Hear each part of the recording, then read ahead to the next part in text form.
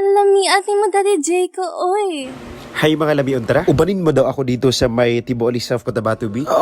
First time ko naka-adto dito ba. Tinaw na to kung unsa ba kanindot ilahang municipal plaza. Pasensya na lang sa ko ang suot. Kay nakapambaler gid go. Unexpected magaling nga sitwasyon. Ginahan kay ko silang fountain diri ba. Kay limpyo kaayo ilang place. Ug medyo bugnaw ilang klima diri. Ang dili lang gid ako ganahan nga area no kay kani oh.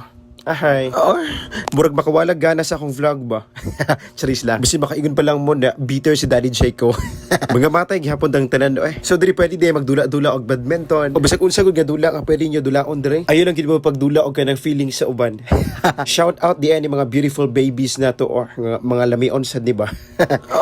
Nana may mga uyab lang ka. As usual lagi na permi ang kanang ginatawag nato nga street food. Na usual permi pagyod. Naa pa sila area diri nga pwede magdula og soccer. So pag abot ako diri sakto gyud nga naay mga kabataang barangay ang nagdula og soccer. O tanawa na nasad sila diri oh. Mao na makabahog tik-tik sa inyo.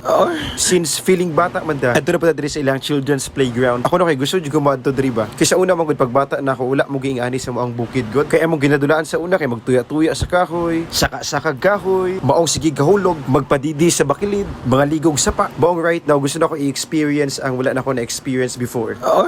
Ang kanaysa na sa ilang park diri no kay daghan og kahoy ba. Naay part nga pwede ka magpasilong if ever nagainit man. Sa mga taga Tibooli no dahil agri nyo mga anak dire. You have to spend your time with them. Kay inigda ko ana ay ilang mga barkada na nga geng-geng ilang aduan o di baka sa ilahang mga kauyaban no eh. Sumuog yun nga dapat tagaan ginatog time ato ang mga anak. Especially kung bata pa kaayo sila. Kanang bisan unsa ka busy sa panahon, kanang maglaan gyud og time para sa ila. Kanang let them play. Ayo pud sila i-isolate sa balay. Kanang sigarang cellphone, kailangan nga mag-play pud sila sa gawas sama sa akong ginabuhat karon o tanawa.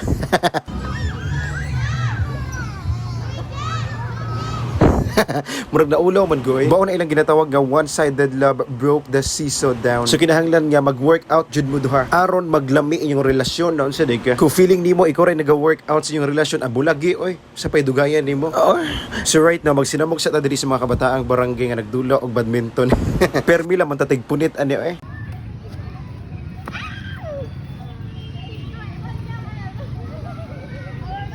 Di ka challenge gid ba?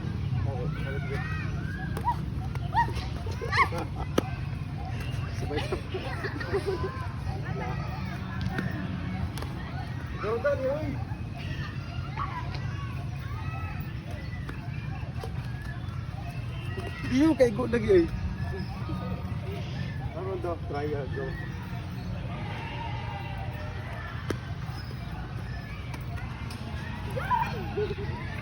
Daddy Jayco day guys. Lami ate mo dali Jayco, oy.